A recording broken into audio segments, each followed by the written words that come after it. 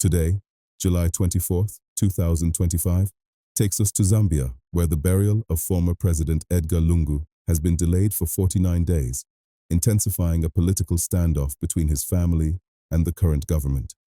Let's take a closer look at what's driving these developments. For Zambia, the question of how, and by whom, a former president should be laid to rest reaches beyond ceremony. It's become a public test of political rivalry, legal authority, and national tradition, highlighting persistent tensions since Lungu's passing last month. But how did we get here? Edgar Lungu served as Zambia's president from 2015 until 2021, a period marked by both achievements and intense political rivalry with the current president, Hakainde Hichilema.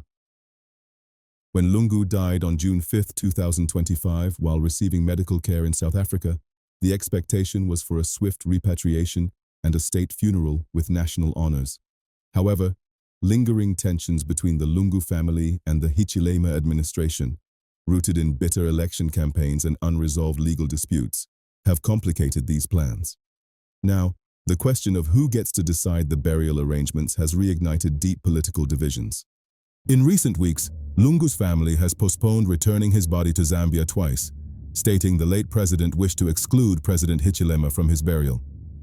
The Zambian government, meanwhile, insists on a state funeral in Lusaka, as is customary for former leaders. The dispute reached the courts, with urgent filings in South Africa halting a private burial and mandating both parties to reach an agreement first. As mourners wait and the nation remains in a period of uncertainty, the funeral has become entangled in legal, political, and personal drama. Observers say the tone has shifted from quiet mourning to a public test of state protocol and family will. Here's how the different parties have responded.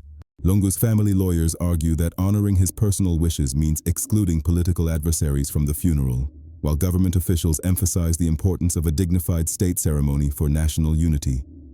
President Hichilema's administration warns that bypassing state protocols could set a divisive precedent. Religious leaders and civil society groups are urging calm and dialogue, calling for all sides to prioritize dignity and healing over prolonged confrontation. Zambians across the country are watching anxiously. The impasse is seen as a reflection of broader challenges in national unity and the transition of power, while neighboring states observe closely, mindful of how Zambia's actions may influence debates over past leaders' legacies in the region.